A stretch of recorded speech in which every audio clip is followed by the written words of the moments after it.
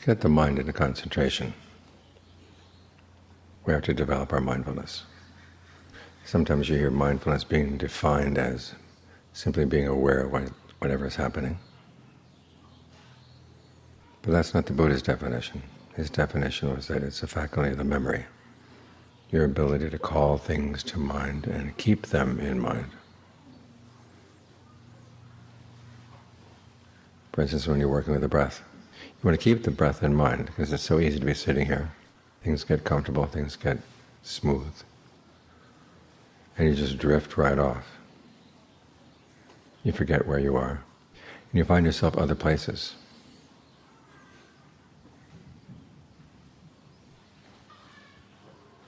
So you want to be able to keep the breath in mind each time you breathe in, each time you breathe out.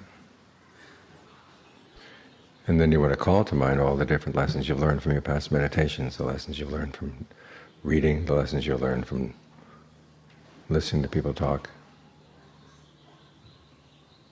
the lessons that are really appropriate and relevant right now. For instance, when things are uncomfortable inside, what are you going to do? The Buddha says you want to be able to breathe in and out in a way that gives rise to rapture, gives rise to pleasure. And where are you going to get the rapture? Where are you going to get the pleasure? If not from the potentials that you already have right here.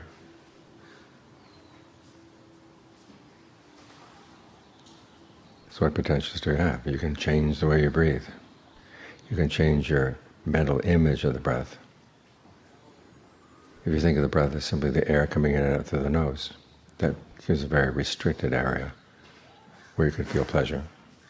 But if you think about it as the energy that goes coursing throughout the body, each time you breathe in, each time you breathe out, that creates a much larger field in which you can find some pleasure.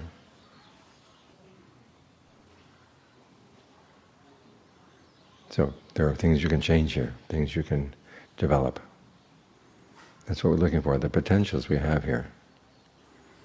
As the Buddha said, if everything we experienced right now were totally dependent on past actions or somebody else's design for the world, there'd be no way to put an end to suffering. But the fact that we're putting our experience together here right now means we can change that.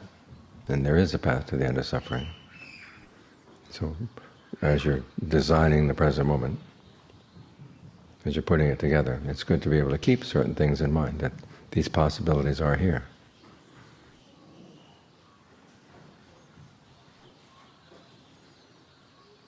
So explore them. And make sure you stay with the breath. You can think of the breath coming in and out through all the pores. You can think of the breath coursing along the nerves. You can think of the breath starting inside, because after all it is energy, and the energy is here in the body. Where in the body does it start when you breathe in? If you think of it starting at different places, what effect does that have? What you're learning here is that you're going to learn through asking questions, trying new things, experimenting to see what gets results. This is in line with the Buddha's principle that the Dhamma is nourished through commitment and reflection.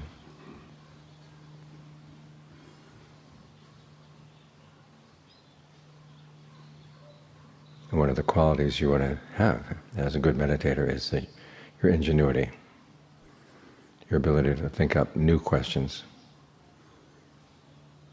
try out new ideas.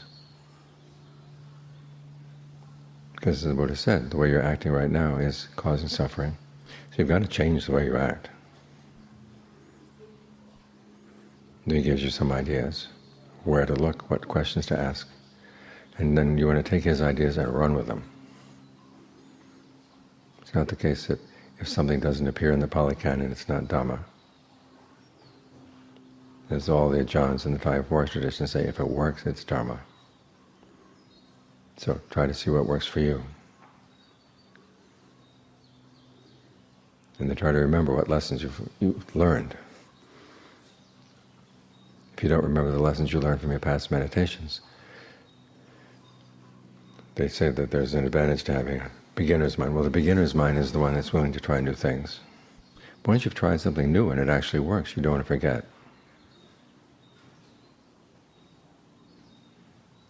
So this is where mindfulness keeps reminding you. You've learned these lessons before, you don't have to learn them again, just put them to use. You get better at them. This is in line with one of the images the Buddha gives for mindfulness, which is that it's a goad.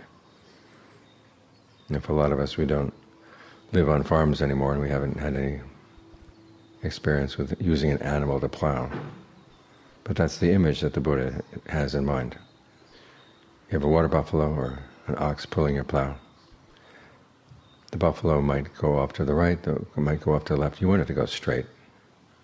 So you have a goad. It's basically a long stick with a point at the end.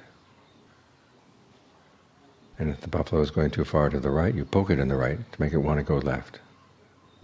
If it's going too far to the left, you poke it on the left to make it go right.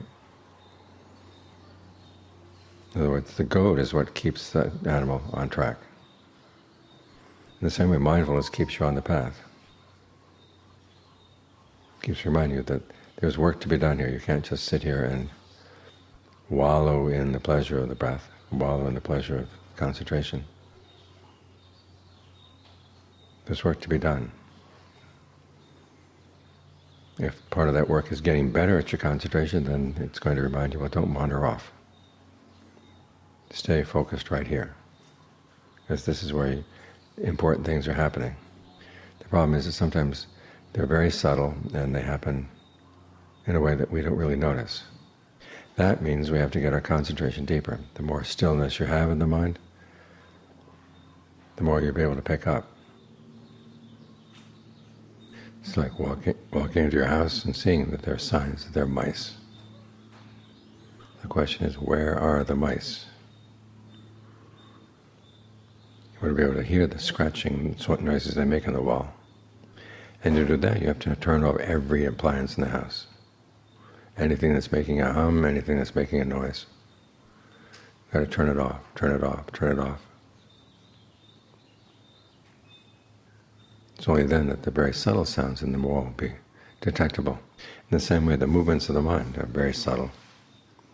If you want to detect them, you have to make the mind really, really still.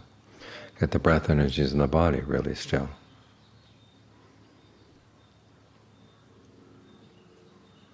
You don't make them still by forcing yourself not to breathe. You just connect everything else in the body.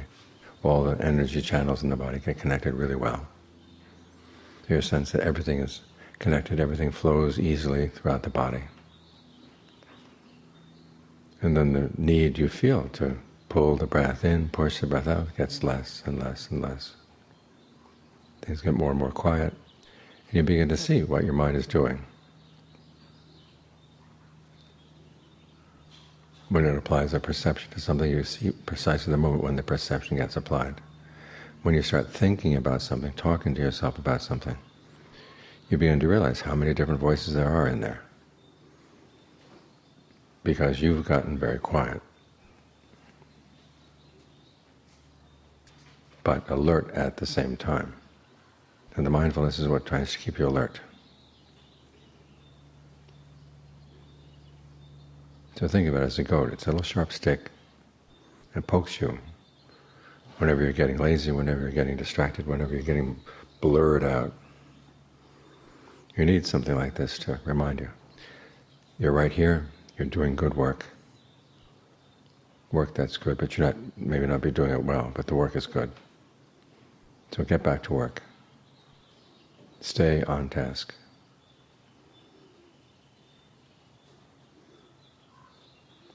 And when you have your mindfulness reminding you to be heedful like this, then you've got the foundation for something really good inside the mind.